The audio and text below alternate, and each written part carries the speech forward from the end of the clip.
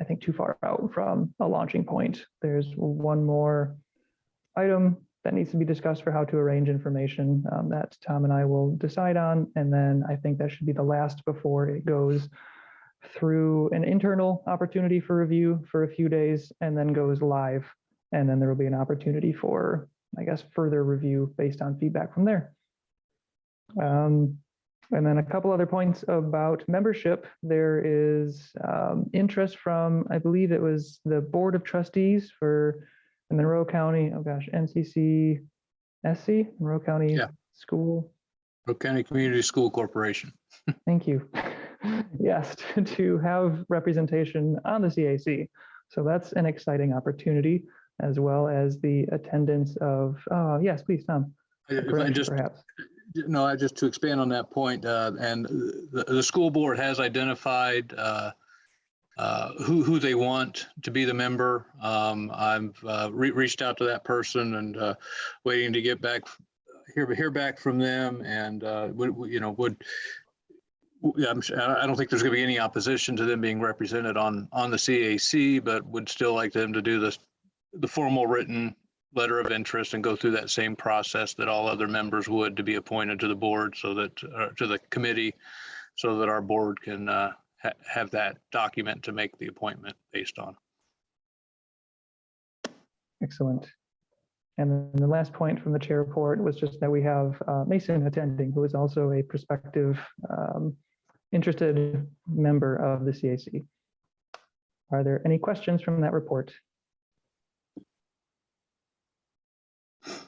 All right, seeing none, we can go to the next item on the agenda. We have no special committees, but we do have special orders since this is our first meeting of the year, and we now have bylaws that govern the timing of the elections and the setting of the meeting schedule, and as well as an activity and expenditure report.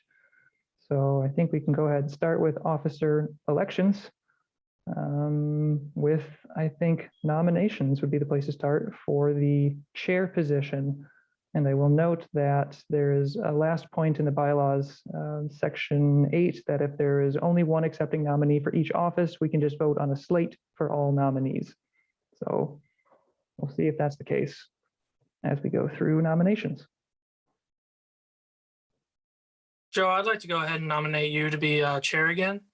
You've done a fantastic job with everything we've done last year with the plan, your contributions to the plan, to the website, which I'm excited to see, getting bylaws passed. I think I'd like to continue this track under your leadership. I second. Thank you, Andrew. I accept the nomination.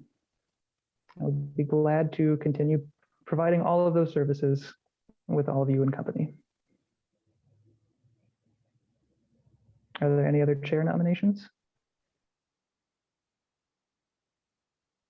All right, let's see if there is a vice chair nomination.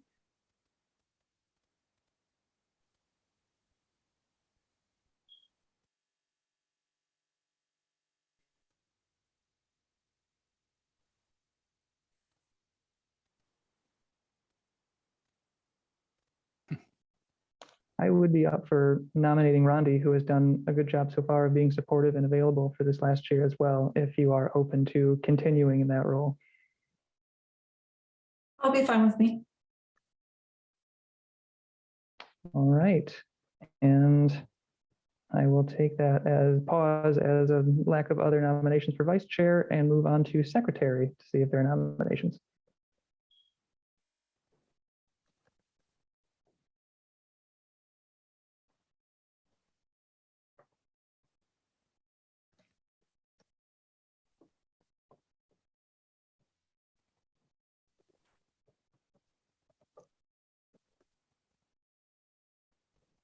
I might say, oh, sorry, you go ahead, Rondi.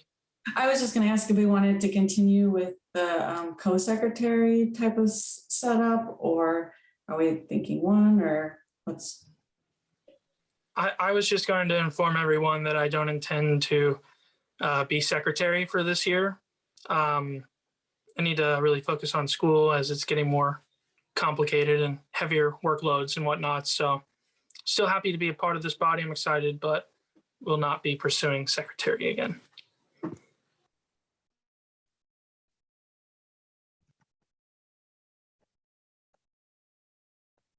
I think it's hard to nominate someone to be secretary because we know the work that's involved. So is it appropriate to ask the question, would there be anyone who would be interested in serving as secretary? Could we ask that and then from there make a nomination? Or Yeah, and yeah, per the bylaws, you can, nominate yourself, and Yeah. it's, kind of an open forum, so we definitely discuss, and I think that is appropriate, rather than maybe just someone appointing. Well, it is a someone lot else. of, it is a lot of work because I did it for 5 years. I was happy to not have to do it this past year because I just didn't have time, but I suppose I could do it again, but I just do not do it again, but nobody seems to be interested. So.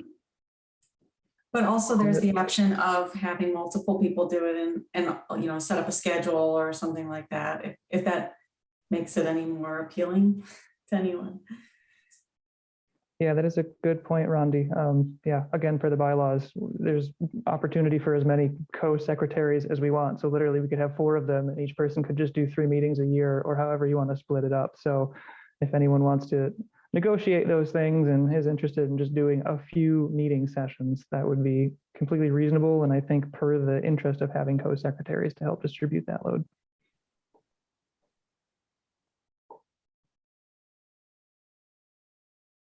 But in the absence of additional interest in volunteering, I will nominate you, John, if you would accept. Okay, yeah, I'll do it. All right. I have a question. If someone else then, like at future meetings, since we don't have everybody here today, if someone were to express an interest, I don't know if the bylaws address that. Could we add extra support? Yeah, okay. We can at any time. Sorry, you may have said that. All right. In that case, I believe that gives us a slate if anyone would like to propose a motion for this election.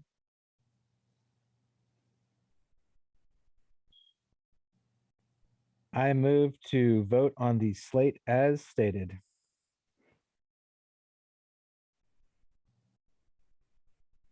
I will second.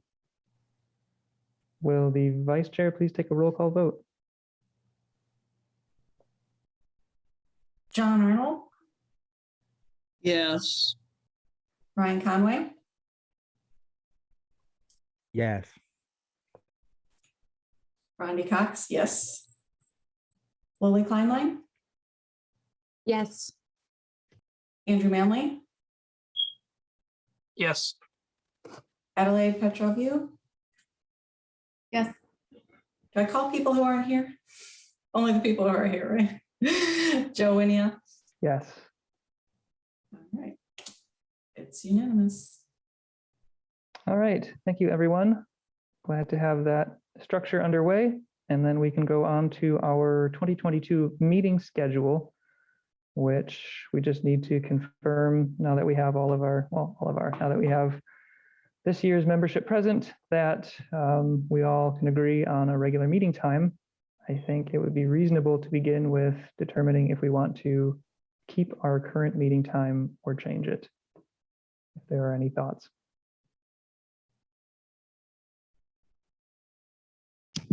It still works for me today. Yeah, I'm good with the current time as well. Is there any opposition to maintaining our current meeting time, which is the 3rd Thursday of the month at 5:15 p.m. All right, I think it would still be wise to take a vote on that if someone would like to make a motion for it. I make the motion that our meetings occur on the 3rd Thursday of each month at 5:15 p.m. Second, Will the vice chair please take a roll call vote?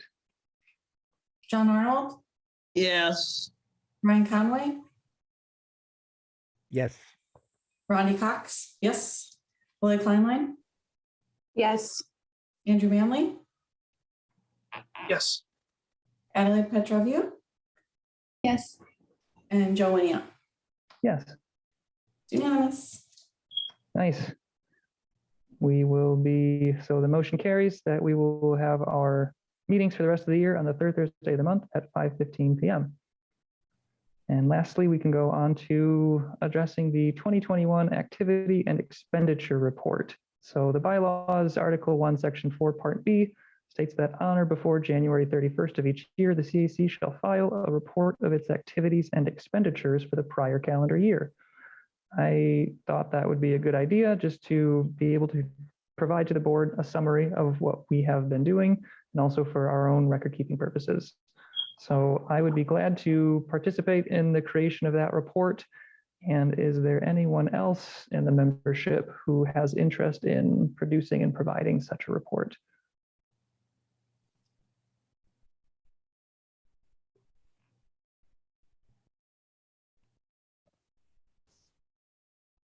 I suppose I could help you, Joe.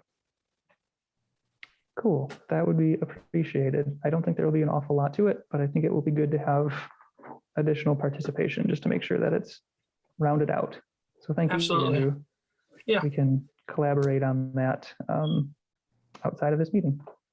I'm happy to help as well if you feel like you want another set of eyes. and Okay, brain. cool.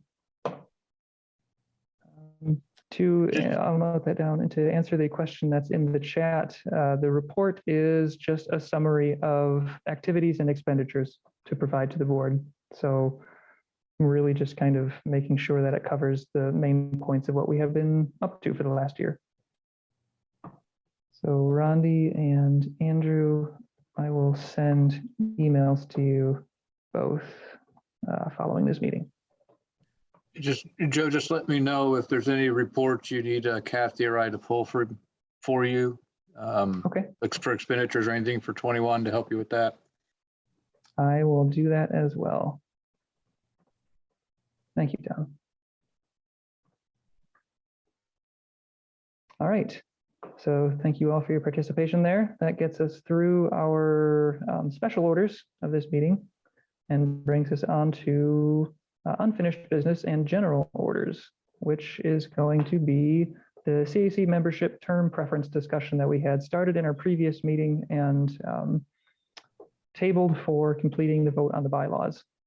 So we had already discussed a few thoughts on the advantages and disadvantages of a 1 versus 2 year membership term, and just wanted to reach more of a consensus to be able to indicate to the board if there is a preference to change from a 1 year as it is to a 2 year term. I liked Lily's and your comment last time that staggering. So a few people accept a 2 year appointment now, and then next year, the people with 1 year appointments would be given 2 year appointments. However, I'm not sure if that's actually allowable under any rules or whatnot to give current members a longer term than other current members. I mean, I would just say any change to the membership term is going to require action by the board because there's a resolution that establishes the CAC that deals with terms. But I mean, if the membership wishes to to consider doing that, I'm sure that the board would be willing to listen and consider that.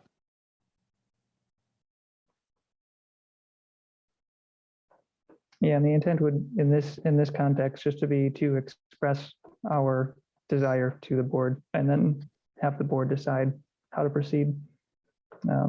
My stance is I think I've been satisfied with 1 year terms.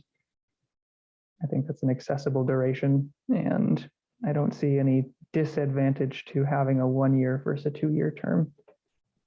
It was really just the fact that it's inconsistent with county practice that kind of brought it into question, if there would be a desire to be more aligned with county operations.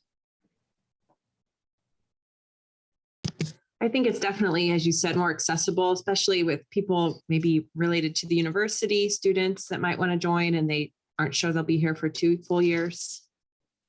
They've certainly added a lot of value to the CAC. Thank you, Lily. I do agree with that point too.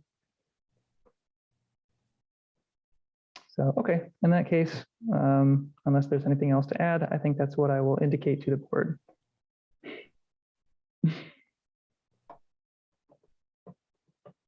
All right, that brings us on to item number 6, new business, which has a few points in it as well. A couple of points that I added. The first is that it's more of just kind of a reminder and an open remark that I do want to make sure that all members are aware that agenda items can be brought by anyone at any time, and that it's not necessarily the role of the chair to produce them all. I produce them all just because I would anyway, and I happen to be the chair. So it's not that I assume the responsibility to do it all, and I really welcome everyone to bring any agenda items to the meetings that they would like to discuss, and it can be done by email anytime. Ideally before the meeting reminder goes out, just to make sure that everyone can have a chance to see all of the items in the agenda. But again, as we have the adoption at the beginning of each meeting, it's still possible even at the meeting or during the meeting when we get to an item to make adjustments to the agenda. So please do keep in mind that any activities that any member wants to drive are welcome and invited and will be incorporated. And then we'll just spend the time on them as we are able to.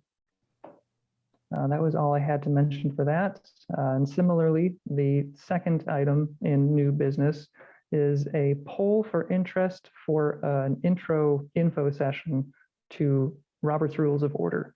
And it's something that has actually been discussed recently on the Commission on Sustainability as well for the City of Bloomington, which I participate on, and just how the unfamiliarity with it can perhaps be a hurdle to the productivity of meetings, or at least the comfort of engaging in meetings, and especially for new members. So I thought I would check to see if there's interest among members to have maybe a 10-minute period or so designated to a discussion of Robert's Rules, both in how it operates and how we want to use it as well, because clearly it's not our primary protocol in how we conduct our meetings, but there are times when it's important for taking final action. So I think it would be potentially worthwhile to having some time allocated to discussing that if membership is open to it. And if there isn't an interest, then there's no sense designating time to a thing that no one wants to hear about. I think it's a great idea. I think it's a great development piece, not just for the board as a unit, but for anyone participating in the board. It'll help anyone to participate and plug in with any governmental at any level meeting, or any related organizations, or any organizations that structure themselves using the rules. So I highly encourage it, and I'd be happy to brush up. It's good to know. Thank you, Ryan. Yeah, I agree. I'm new, and I feel like I am listening to a foreign language in a foreign country with foreign cultural practices. I have no idea what's going on. So that would be helpful. That is good to know. I'll just echo that. You know, it kind of reminds me of my fraternity meetings, but slightly more formal. All right, that is good to know. If anyone has anything in particular that they want to focus on, do let me know. Maybe a good idea would be quantity of time to allocate. Does 10 minutes sound reasonable? 15 minutes? I mean, I think 15 minutes could definitely do it. I mean, I think we could take even more time really if we wanted to. It just depends on what people are interested to. We could always do like an overview, and then, you know, in other meetings, if we don't have a stacked agenda, we can just have modules to review, like specifics, or even just like a periodic review. You know, people roll on and off this board over the years, and I think it's just good to have built in. Maybe first meeting of the year, maybe we could set it that we just kind of review just protocol, how to do the thing. And I agree that, you know, doing an initial like 15-minute review and then setting aside or finding time later to do other smaller bite-sized reviews would be good, because if we do something really long, me personally, I tend to zone out really easily by accident, because if something goes on for too long. So smaller chunks is better.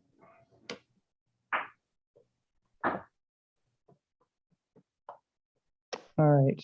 In that case, let's target preparing something for, or having something prepared for next meeting for 15 minutes. And then from there, we can gauge how we want to tailor it after that.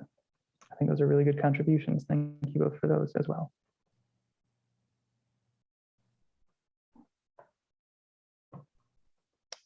All right. That was all for item number 2 of new business. Then we can go on to number 3, which is the proposed anaerobic biodigester feasibility study, potential partnership with the city, which is a long title. So hopefully you all had the chance to review the information in the packet and potentially even the video content from the board meeting.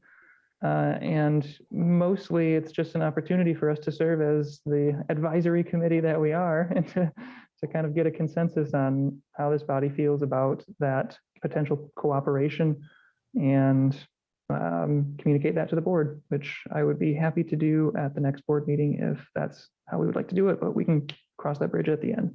I'll open it up to members. I would absolutely love that, considering when I was at IDEM, I helped run the land application program. So if the anaerobic material is to be land applied, I think I could be a valuable resource to the city. I know Tom and I talked in the past, and I don't think John Hamilton ever got back with us on me helping with their feasibility study, but I'm all in, and I think I speak for several others here interested in organics.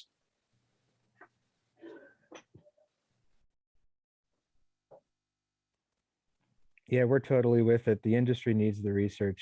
The Kessler studies were great, but this will allow us to dig down into a higher level of resolution. I think the econometric data, especially from a regional analysis, will be very fruitful. Though I also must foreshadow that Kessler is an international consulting agency that did fine work when they were here, and their results are not exactly inspiring for the prospects of the biodigester, but we can hope that more data, better data can give us better econometrics to do the real planning with.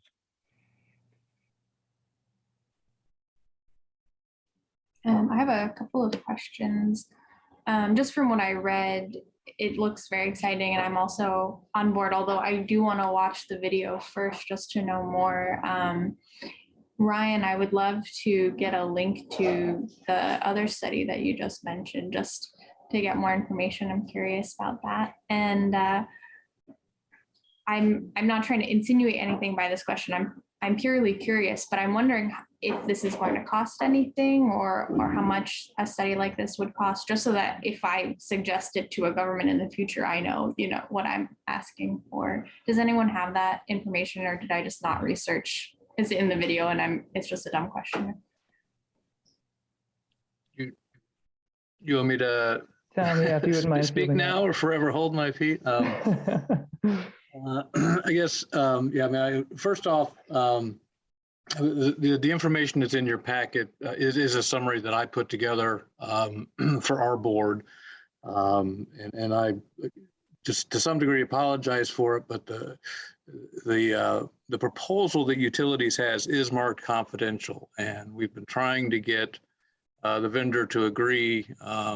If I put it in our board packet, it becomes a public document at that point, and so nobody wanted to do that, and so I had to put that summary together, and I think I can say, because I think it came out at the board meeting, the proposal that they have is $129,000 to do that study. And yes, what they are asking the district for is a financial contribution to help fund that study. A specific dollar amount has not been thrown out yet.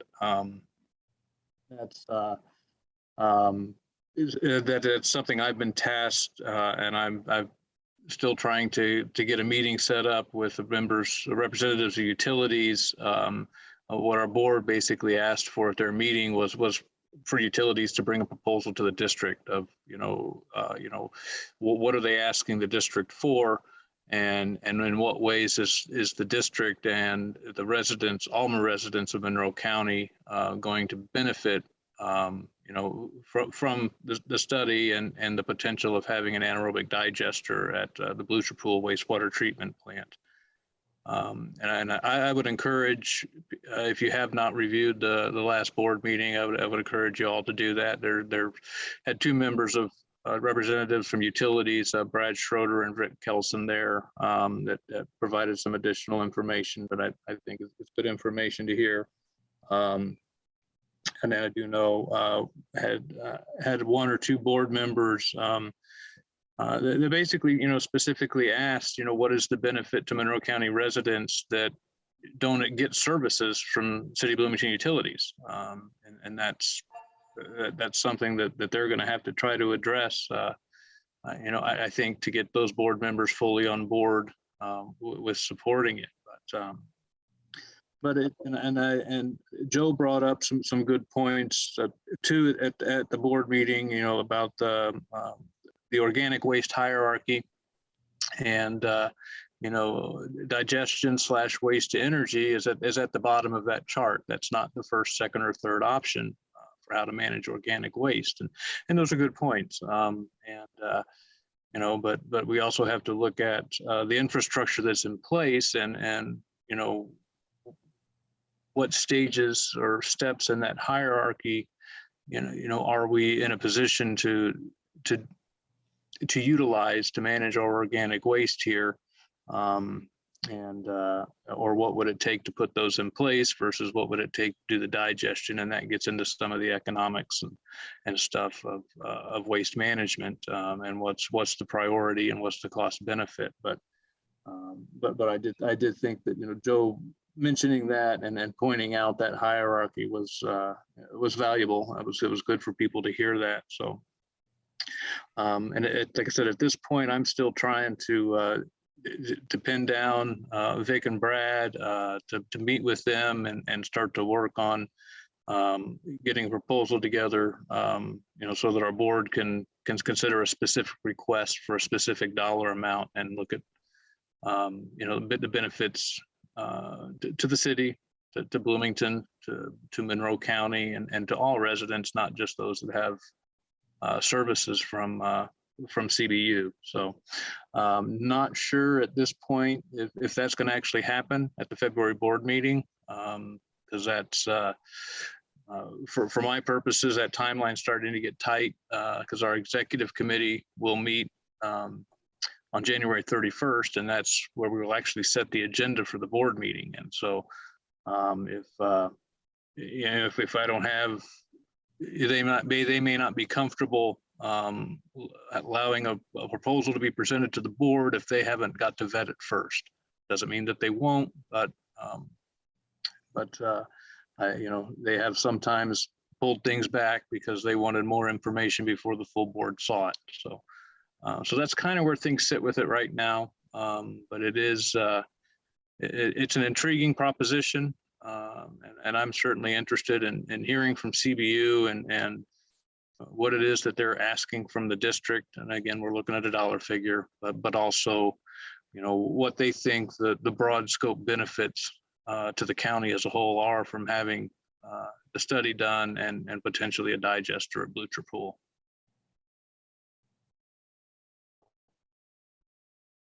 Thank you for that context, Tom. That was a lot of good information, and made me realize that I didn't set up perhaps some of the background for it, just because I've been steeped in it. So I assume that everyone else has been too.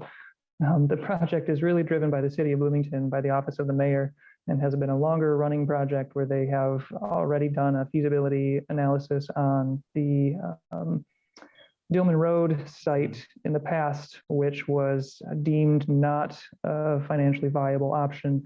And so they're now considering a different treatment facility, which is Blucher Pool. And again, this would be a city project, but they're interested in a funding partnership with the district because of the alignment with the district objectives of reducing waste going to final disposal. But it wouldn't really be, I guess the terms of the district's role in the process would have to be determined if a financial contribution is made.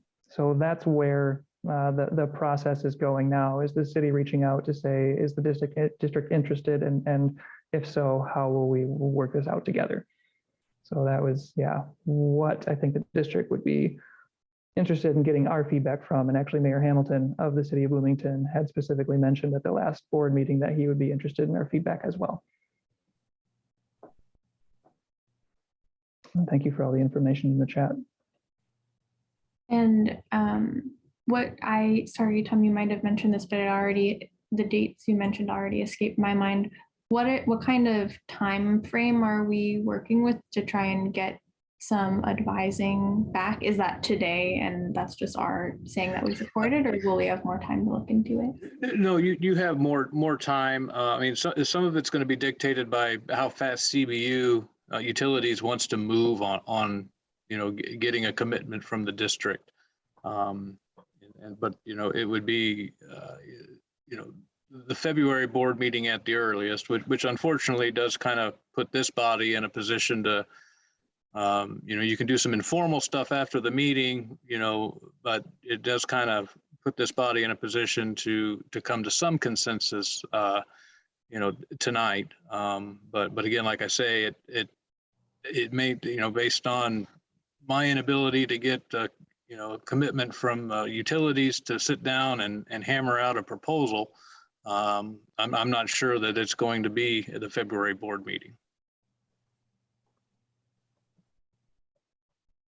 This may not be the right time and place. I have a lot of questions. I'm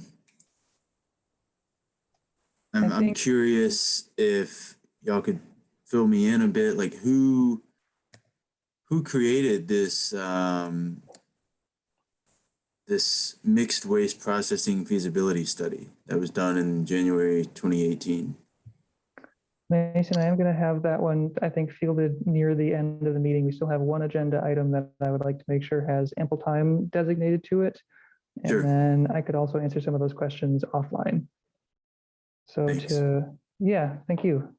And to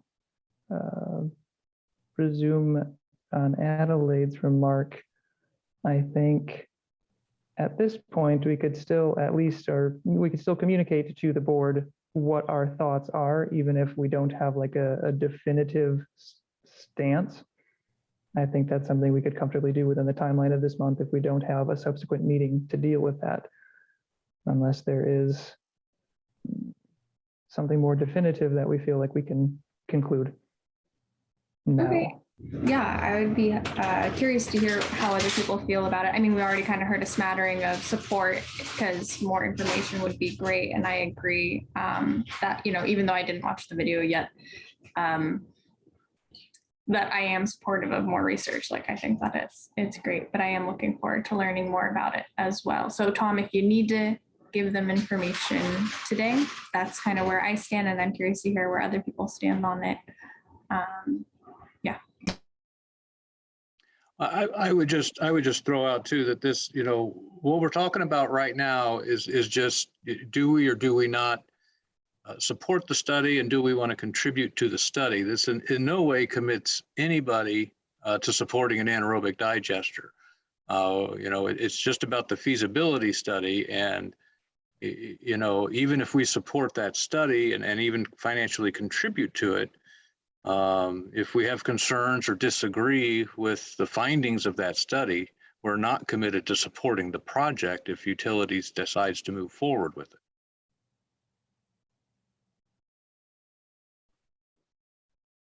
I'm definitely interested in learning more because, over the years, it's come up just on and off, just in the CAC meetings from, I think, starting from when there was a field trip to go visit the anaerobic digester up in Lafayette or West Lafayette, wherever. Lafayette, yeah. Yeah.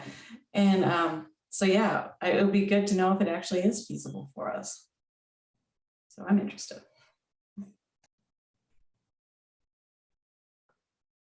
I think I'll just append to the end of that a little bit more detail about Tom's remark that I had made, about the comment I had made during the board meeting. And that is really just sort of making sure that district investment of funds or funding decisions are taking into account the total impact that can be made with that amount of funds. So again, while I do agree that it's worthwhile to learn more, I also wonder if the equivalent amount of funds could be spent in a way that would have an even greater impact. Like Tom had mentioned, by achieving potentially goals that are higher up on the food waste hierarchy spectrum, or if there's another goal entirely that we could do if we spent the equivalent funding purely on education and outreach.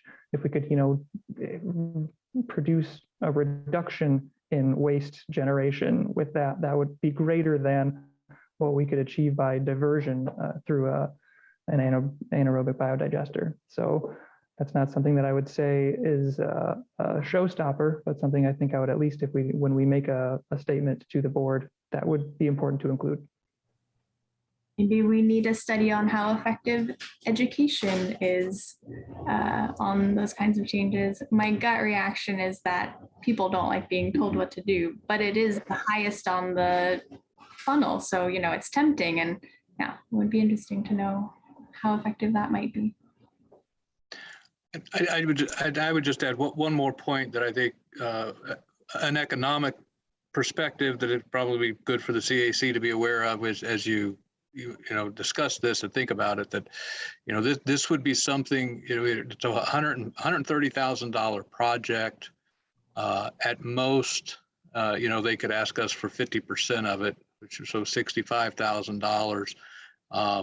And this would be something that would be outside the scope of our existing budget. We would do an additional appropriation to get this done. And so I would let you know, I don't have an exact figure, but off the top of my head, we have about 1.5 million in cash reserves right now. So this, 65,000 is not going to make any dent in our financial standing if that's the direction the board chooses to go. That's great news. I'm also curious. I don't. This is something I haven't asked yet, but as I understood, in this first round of feasibility studies that they did on the Dillman plant, they contracted with Black & Veatch and one other infrastructural consultant. And I don't know. I didn't see anything from them ever on the costs that Black & Veatch charged them for the consulting, or what the other group charged. And ultimately what happened with their research, or did it get all rolled in to that one document that Gwen White was the lead on for Vic, the one they published in March last year, the first one? Yeah, I don't know the answer to that question off the top of my head. No, all good. I was just putting it out there for later.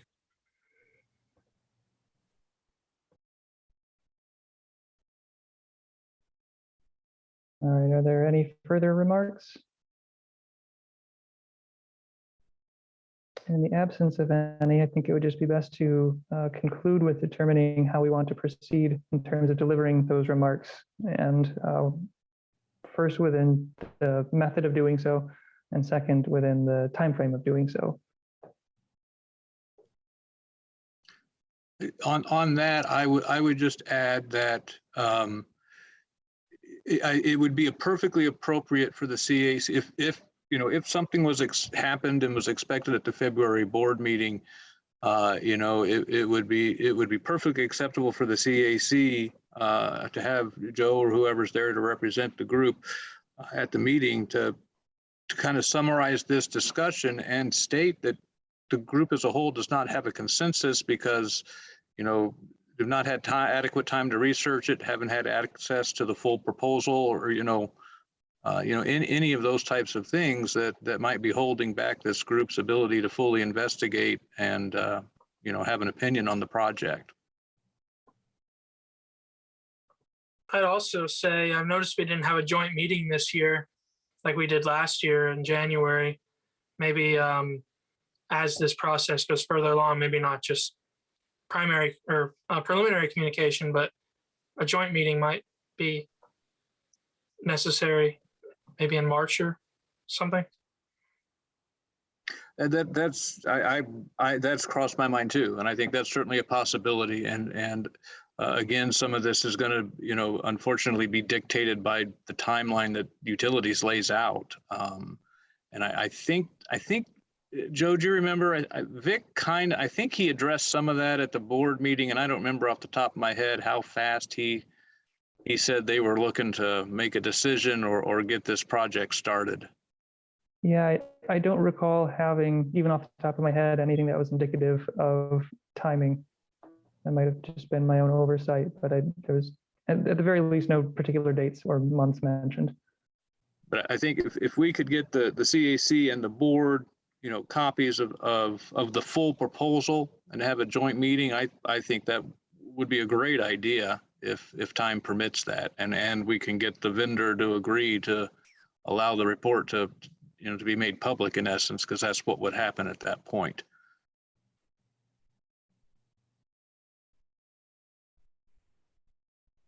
Yeah, I definitely am available to serve as that liaison, since I will be at the board meeting anyway and already have board reports. So if that's the best vehicle for doing so, I would just, I think, like to take whatever is drafted and make sure that everyone has the chance to review it to ensure that it's reflective of the remarks that everyone had made, which I can compose in the absence of any other volunteers, but would be glad for contribution if there is any. So I could be a second pair of eyes. Definitely you would be doing 60% and I would be doing 40%, because I feel like your memory is more precise than mine, but I can definitely look it over and point out if you've missed anything. Thank you, Adelaide. All right, so to conclude, is there any opposition to my bringing a summary of this discussion to the board at the February meeting, should there be a need to present the CAC position without an opportunity for a subsequent meeting? All right, I'm not seeing any, so let's make that the plan. And we will have our last 10 minutes. Well, I'll give one more opportunity for any final thoughts. Okay, seeing none, we can allocate the last, well, probably 5 minutes to 2020 planning, which is the last new business item. And Andrew, I'm really glad that you had brought up the joint meeting, because I also have been thinking about that for 2020 as well. So we could either start there or open it up to any other thoughts for just general year objectives and planning thoughts. I would just throw, I'm sorry. I would just You throw go out ahead, Tom. with regard to the joint meetings, state statute requires the CAC and the board to meet jointly twice a year, but it does not address the subject matter of those meetings. So, and I don't remember what was going on last January that we had that meeting. May have been the plan update or something, but historically we've done June or July in conjunction with budget preparation and budget adoption as joint meetings, but it doesn't have to be budget related. So it's just a matter of when there's issues or topics at hand that it is a good idea, it makes sense, or there's a desire among the bodies to meet jointly to review something. Tom, would it be reasonable to go forward? Actually, Andrew, you had a remark that you wanted to make. Oh, it's not related. I'll let this topic get finished first. Okay. Would it be appropriate then to go ahead and move forward with making an arrangement with the board to just meet at our next available opportunity for discussion potentially on this topic? And also I was thinking of the website rebranding as well, for getting feedback from the board on language and brand of district. I think those are both two good topics, to consider. And assuming will be in attendance at the executive committee meeting, I think that would be a good time to throw those out to the executive committee and get their thoughts on proposing those to the board and a timeline for scheduling those meetings. In addition, sorry, Joe. No, go ahead. In addition to those two things, I'd really like to propose for new agenda or an objective for 2022, the continued conversation on apartment recycling initiatives. I think that could be worthy of a joint meeting as well. So all three of those subjects, if we have time to discuss all three, would be great. Yeah, apartment recycling is still on the table, and I've had a couple discussions with Adam Wasson, city's public works director, and you know, the issue is finding the space to put the collection facility that's convenient and reasonable for apartment dwellers to get to. So property downtown is at a premium, but Yeah.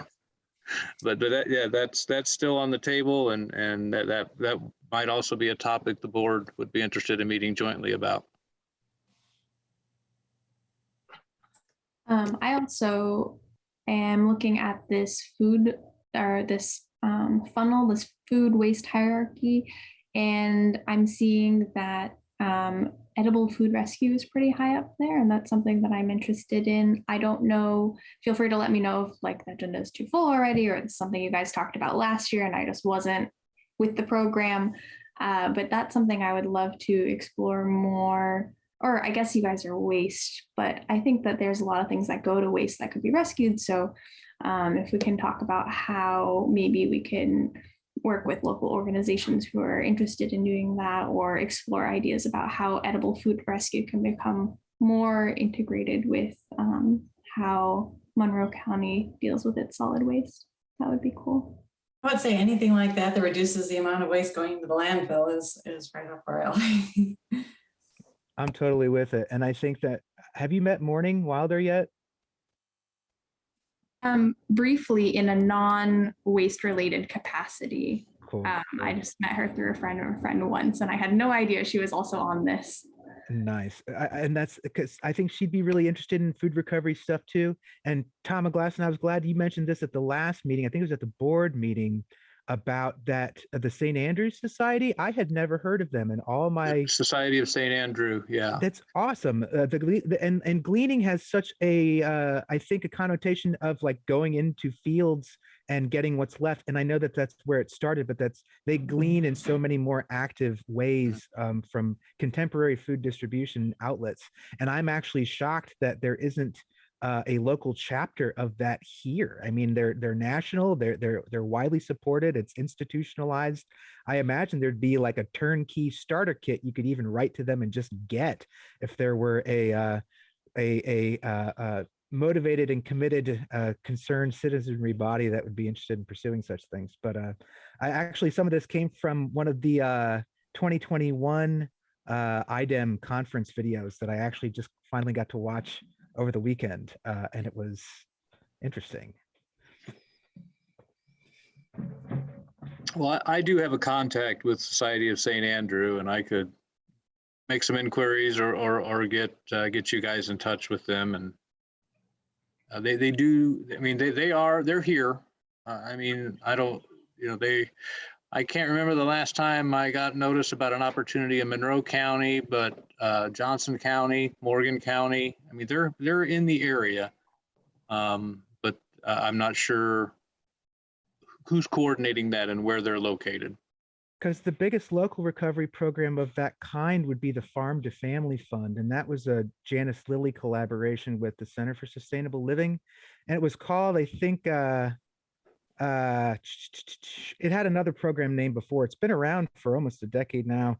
And I think that it's still going, and that's specifically from farmers markets, but you know, it already has the nonprofit status. And so if we took some St. Andrews stuff and the Farm to Family Fund stuff, that could be a nice local match. And maybe we could even have a rep from St. Andrews give a brief introduction to what they do nearby, and we could have Janice Lilly, the leader of Farm to Family Fund locally, come and just give a 5 or 10 minute on what they do, so that it's a gap analysis that we can do while also learning directly from the people doing the work. So something to consider in terms of food waste diversion that hits that very first thing in the hierarchy about feeding people. So, and Joe, I'm glad you mentioned that at the board meeting as well.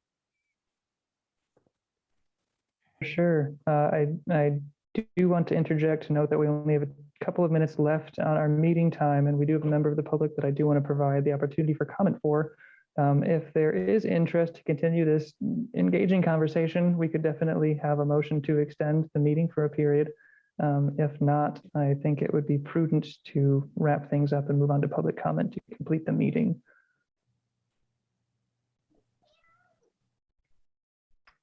All right, seeing no such motion, that is going to bring us to the end of that order of business, which we will pick up probably in subsequent meetings, and bring us to public comment. So if there is any member of the public present who wishes to speak, you can do so by indicating your desire, and you will have 3 minutes.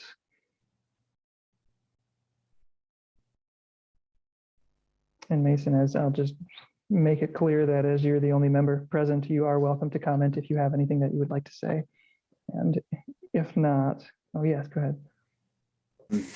Sure. I just, from the brief side research I've been able to do while listening to this meeting, I think it's amazing that y'all are even discussing an anaerobic digester with the city, that there's money that is available. It can be allocated towards such a project. I understand the hesitation because it would be an investment.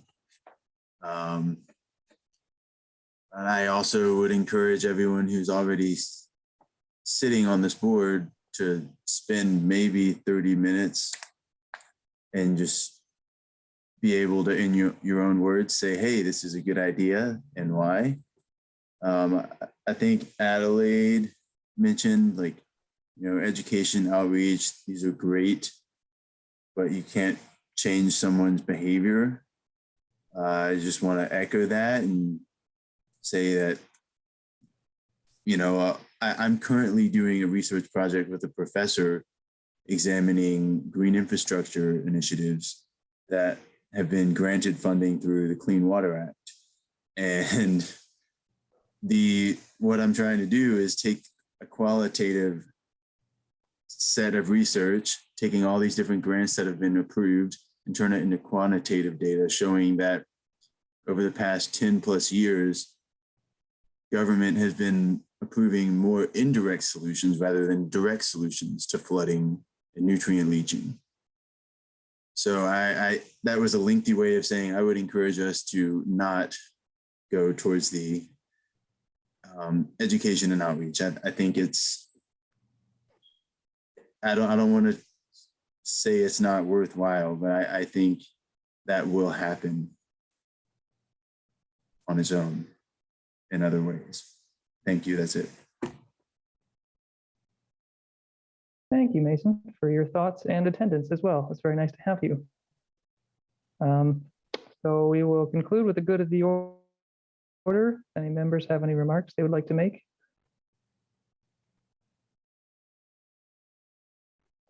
Seeing none, I'd just like to say thank you to everyone for your participation as always. Good to have you back again at the beginning of this year.